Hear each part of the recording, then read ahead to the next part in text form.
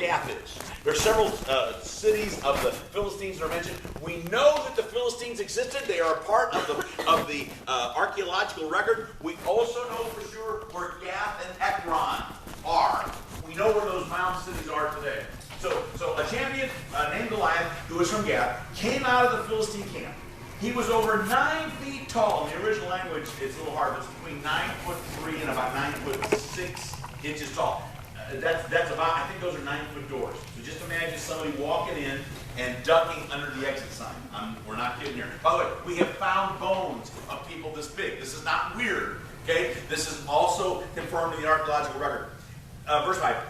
He had a bronze helmet on his head, and he wore a coat of scale of bronze weighing 5,000 shekels. That's about 125 pounds.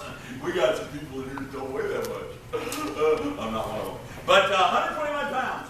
On his legs, he wore bronze greaves, and a bronze javelin was slung between his back. His spear shaft was like a weaver's beam. That's about a 4x4. Okay?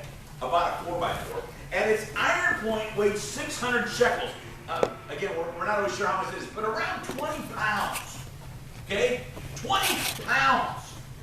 His shield bearer went ahead of him. This was a big guy. There was no doubt what the challenge was here. And look what he did. Every day he came out, and here's what he started to shout. Look at verse 8. Goliath stood and shouted to the ranks of Israel, "Why do you come out and line up for battle? Am I not a Philistine? Are you not servants of Saul?" Who was the king at the time, the first king of Israel. "Choose a man and have him come down to me. If he's able to fight and kill me, we will become your subjects. But if I overcome him and kill him, you will become our subjects and serve us." Then the Philistine said, "This day I defy the ranks of Israel. Give me a man and let us fight each other." On hearing the Philistine words, Saul and the other Israelites were dismayed and terrified. I love that Casting Crowns song where it talks about the soldiers shaking in their armor, and that's what that refers to. If you like Casting Crowns, it's an absolutely wonderful song. Now, no man would take this challenge, and really, they were a bunch of sissies. We talked about in the first service. Back in our day, they were wusses, right, Bob? Back in the old days, in the 70s, they had a bunch of wusses. That's not the word they use. My boys, and in fact, that whole table of young men back there said, I'm not allowed to use the word they use nowadays in church, okay? Even my wife says that, so well, okay. So, but, they were just sissies. They wouldn't take the challenge. Here's this big army, and by the way, give me some other thing. So Bob's a big guy. You're 6 what? Okay, you'd have been huge compared to the Israelites. Most Israelites were 5'2" to 5'4". Okay? Now imagine a 5'2", 5'4" guy and a 9'4". 6 foot next to 9'4". Guess what? So your mama didn't feed you, huh? Look how often he did this. Look at verse 16. For 40 days, the Philistine came forward every morning and evening and took his stand. 40 days this taunt went on. 40 days, he said, "Is there not a man among you?" Think about that for a while. Not a man among you. Then there'd be this teenager named David. We're going to get into him more in a moment. David was probably 18, 19 years old. Now, how do we know that? In order to be a soldier at this time, God said you had to be between the ages of 20 and 60. Okay? You and I are still in the army, Bob. 20 and 60. We're in the back.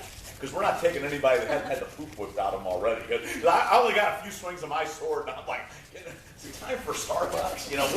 We're done with the deal. But that was it. Everybody between age 20 and 60 went to battle. We know that David's older brothers went to battle. He was bringing them supplies, cheese and bread. And he says, "Here, take some for your commander." It also means he was big enough that he could make a trip on his own from Bethlehem to where the battle was. He was a big, strong, strapping kid. We'll talk about that, why we can know that. But he was a water boy. 18, 19 years old, not a soldier in the army yet. Not all of our challenges are this plain, are they?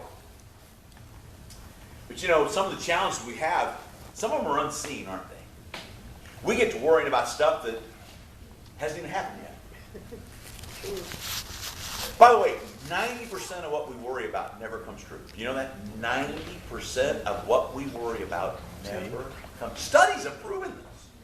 And of the other 10% that comes true, it's hardly ever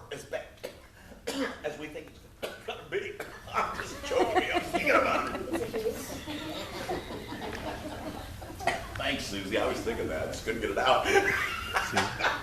Wow. What you been talking about lately? I'm a mess. Never Keep mind, praying I'll for try. me. But they're not. But here's Satan. What is Satan's whole goal in life? By the way, how long has Satan been practicing his craft? Since the garden. He might be better at fighting than you and I are. Seriously. He's been doing it forever. He whipped Adam and Eve, got them kicked out of the perfect environment. Duh. And he has been wreaking havoc amongst men and women for these thousands of years. And he knows exactly what button to push to get us all screwed up. And again, praise the Lord, my whole mess was not over nerves or anything like that. So give me that. So his job, though, is to keep us. Satan wants to camouflage the truth. And the truth is this: the tomb is empty.